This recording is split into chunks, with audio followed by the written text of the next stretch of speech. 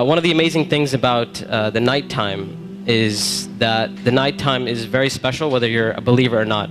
One of the things that psychologists often discuss is that nights are usually considered a spiritual time. So they talk about how usually people are more willing to share and they're usually more in touch with their feelings and their emotions at night. And this is why you see when people go out on dates and stuff like that, when do they usually go out? During the day or at night? So people are more likely to be in touch with their spiritual side and their feelings and their emotions.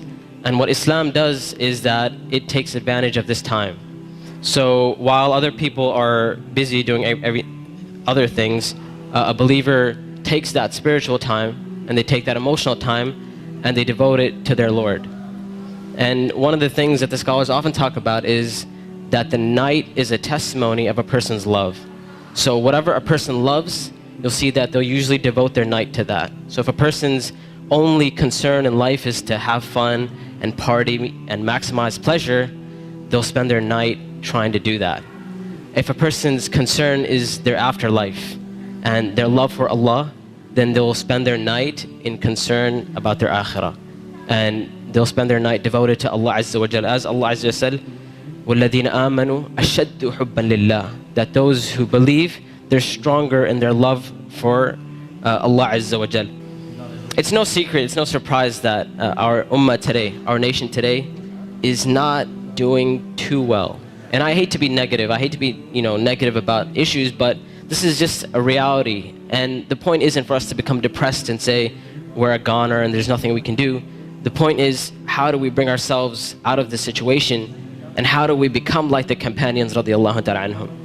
And this is why one of the things that is often said by the classical scholars and even scholars of our time is that if we want to rectify this ummah, if we really, really care about this ummah, we really want to change this ummah, then we will not be able to do it except that which changed the beginning of this ummah.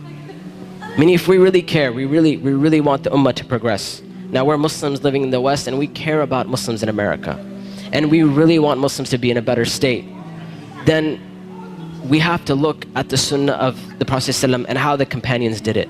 And it is in that we're going to find our ummah come to life. And the thing about the companions, like I mentioned, is that what they had and what is missing from our time is that attribute of going above and beyond the bare minimum.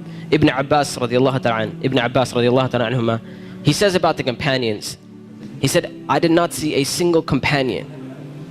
He said, I did not see a single companion except that they would take something from the night. Meaning they would pray some type of qiyam al-layl. And one of the most oft questions I get from young people is, you know what, my iman is just not doing too well. Like, I have a dip in my iman and I just don't feel it anymore.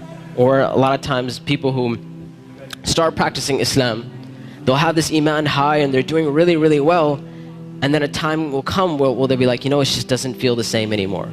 Or a lot of times reverts and converts will say, when I first became Muslim, it was the most amazing experience of my life, and I want that back. I want that experience back. And one of the first questions I ask these people is, how is your connection with Allah? How is your qiyam al-layl? When was the last time you got up in the middle of the night or in the last third of the night to pray to your Lord? And if the answer usually is, well, I don't really do that. I just try to do my 5 daily prayers. I'm just happy if I can get that in. And I tell them, I say, listen, if you're cutting off your connection with Allah, how are you going to get better? You can't expect your iman to just get fixed all of a sudden on its own. It's not going to happen. You have to take steps for you to become a better Muslim. You have to take steps to reach that level of iman. When it comes to qiyam al-layl, one of the advices I often give, and I give this advice because this was the advice given to me by my teachers, is if you want to pray qiyam al-layl, all you have to do is just try it. And I'm not talking about spending a third of the night praying or half of the night praying. I'm saying get up 10 minutes before Fajr. Just 10 minutes before Fajr. And we know the Prophet ﷺ told us that it is the last third of the night where Allah Azza wa Jal comes down to the lowest parts of the heaven and He asks, He says, which one of my servants is seeking my forgiveness that I may forgive them? And which one of my servants is seeking my mercy that I may be merciful for them? Which one of my servants is asking of me that I may give to them? And that third of the night is still there in the last 10 minutes before Fajr. So all I'm saying is wake up 10 minutes before Fajr. Not an hour, not 2 hours before Fajr, 10 minutes before Fajr. And try and pray Qiyamul Layl. And experience this amazing spiritual nature that Allah Azza wa Jal has given us. This blessing that Allah Azza wa Jal has given us. And when you get up in the night, number one, you'll see your heart transform. You'll feel your heart unlike you've ever felt it before. And I know a lot of us, and this is a problem which is very, very common, where we look at Islam and all we see is a bunch of things we have to do. And we're missing that spiritual side of Islam. We're missing that connection with Allah and our Creator. And I tell you that if you're seeking that connection, then get up and pray Qiyamul Layl. You will see your heart transform. You will see this tranquility and peace that Islam is supposed to be. You know, people talk about Islam means peace and all that kind of stuff.